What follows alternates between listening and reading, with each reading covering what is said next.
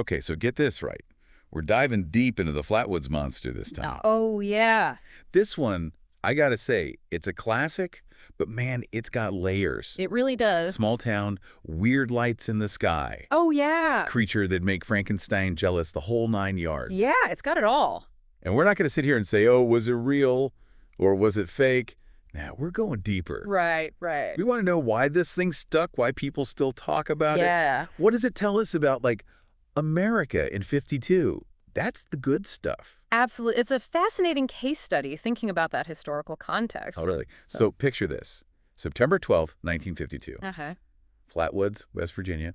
Out in the sticks, Yeah, small town. small town vibes. Yeah. You got the May brothers, Ed and Freddie, hanging out with their buddy Tommy Heyer. Yeah. Just a normal evening until, boom, something wild in the sky. And not just any light in the sky. This was, from the descriptions we have, a pulsing red light. Gotcha. It was moving around, not like a plane or anything. And then it just like disappears in the distance like it crashed or something. So naturally, these kids are like, adventure time. Of course. Got to investigate that, right? Right. But here's where it gets interesting. They bring their mom. Oh, wow. Because even monster hunting is better with mom. That's always a good idea. Right. A few other kids from the neighborhood, they tag along too. There's this teenager, Jean Lemon. Oh, And that's when things go full-on horror movie. Yeah, this isn't some weather balloon they find. No way. People described seeing this figure coming out of the mist. Oh, man. Some said it was massive, like 10 feet tall, blood red. Jeez. Some even said, and this is the really freaky part, that its face glowed green. Whoa, hold on. Glowing. Like eerie green glowing. Yeah, eerie green, like unnatural, and of course you gotta have claws in a monster story, right? Right, of course. Got to have the claws. But that's what really gets you, right? So all these details, the lights, the monster description, it's just dot vivid, Oh, incredibly vivid. It really paints a picture. Especially for poor Gene Lemon. Dude reportedly screamed, fell straight backwards when he saw it. I don't blame him at all. That's terrifying. Right.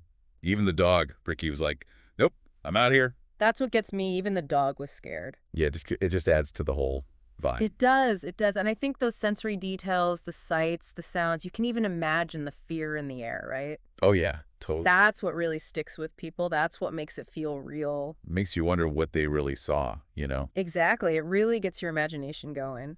And man, this story, it didn't just stay local. You know what I mean? Oh, no, not at all. This thing, it went national, like boom. Local news, then radio, newspapers, even the New York Times. The Flatwoods Monster was the talk of the town, or the talk of the country, I guess. It's pretty wild when you think about it. It really is. Like, Yeah. Why this story? Why did everyone grab onto this one? Well, you got to remember what was going on back then, like the world in 1952. True. I mean, World War II, that was still pretty recent, right? And then, bam, Cold War heating up. Oh, yeah, that whole thing with the Soviets and their bombs. Exactly. That just added this whole other layer of anxiety, this what's next kind of feeling. So people were, like, primed for something big, something scary. You could say that, yeah. They were looking for answers, something to explain all the crazy stuff happening. And maybe a giant monster from space fit the bill, huh? It's possible. It's like this idea of, what's it called? Cosmic loneliness. As psychologist Clay Routledge, she came up with that term. Cosmic loneliness. Yeah. Never heard of that one. It's basically like this deep down human need to feel connected to something bigger than ourselves. Okay, I get that. To feel like we're not just, tiny specks in a giant empty universe. Yeah, like we matter. Like there's a reason for it all. Right. And I bet that feeling, that cosmic loneliness, it was really strong back then with everything going on. Oh, yeah, for sure. Like the threat of nuclear war. That'll do it. Right. So people looked for meaning wherever they could find it. UFOs, monsters, you name it.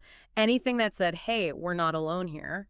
It's like those stories gave people hope in a weird way. Totally. Or at least a distraction from all the scary stuff. And speaking of those stories, I mean, the May brothers, right, they stuck to their guns, even years later. Oh, absolutely. All the scrutiny, the doubters, they never changed their tune. That says something, The power of belief, maybe. Like their minds held onto that experience no matter what. And you got to figure, those kids, they were terrified. Whether it was a monster, an owl, whatever, that fear was real. No doubt about it. Yeah. But hey, you know who else was into this story?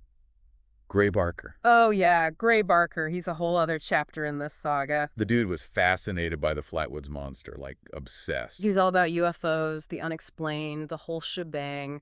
wrote books, articles, really helped spread this I feel story. like he's the one who threw in the Men in Black, right? That's right. Government agents silencing witnesses, classic. Total classic. Yeah. But some folks thought Barker was more about a good story than the truth, you know? Yeah, he liked to spin a yarn, that's for sure. But hey, it worked. Flatwoods, it went from this sleepy little town to, like, welcome to Monster Central. Mhm. Signs, a museum, even a Flatwoods Monster Burger, while People find a way, don't they? Turn a weird situation into a tourist attraction. it's kind of brilliant, actually. Yeah. But while all this was happening, the government, they were watching Oh, yeah. Project Blue Book, the Air Force's big UFO investigation. They had something to say about Flatwoods. And what was their take on all this? So, get this, they basically said, hold on, folks, no need to panic. It was just a meteor. Which, when you think about it, makes sense. Meteors, they can be crazy bright, like seriously light up the sky bright. It makes you wonder if maybe back then people weren't used to seeing stuff like that, Mm. you know, like nowadays. Oh, absolutely. This Yeah. was 1952, no space race yet, no satellites, nothing. People weren't jaded on space stuff like we are now. Right. Like seeing a meteor, that would have been huge, baby, back then. Yeah, totally. I mean, can you imagine seeing that streak of light out of nowhere? Probably pretty freaking scary if you asked me. No kidding. Yeah. But what about the monster part? What'd the Air Force say about that whole thing? Well, they had a theory, and get this. They thought it was probably a barn owl. A barn owl. Like, hold on, a bird. I know, right? Bit of a letdown after the whole 10-foot-tall space monster thing. Yeah, just a tad. But how do they explain that? Well, you gotta remember, barn owls, they're nocturnal, right? And they've got that really distinct face shape. True. And get this, when they're freaked out, they puff up their feathers to look bigger. Plus, it's dark, everyone's scared, flashlights are going crazy. Anything looks scary that. Exactly. It's not that hard to see how a barn owl could turn into a monster in people's minds. Especially with, like we were saying, the whole Cold War thing going on. Everyone's nervous. Oh, for sure. That context is huge, EE. But here's the thing. Even with the Air Force, with a logical explanation, the legend, it stays strong. Why do you think that is? Why do people hold on to it? It's a good question, and honestly, I don't know if there's one answer. Part of it, I think, is that we just love a good story. The unknown, the unexplained, it draws us in. It's like our brains crave that mystery, even if there's a perfectly good explanation right there. Exactly. And I think deep down, a part of us wants to believe in something bigger, something extraordinary. Makes you think, right? Yeah, Like, even with all our fancy technology, we're still drawn to these old school mysteries. totally. And you know what else?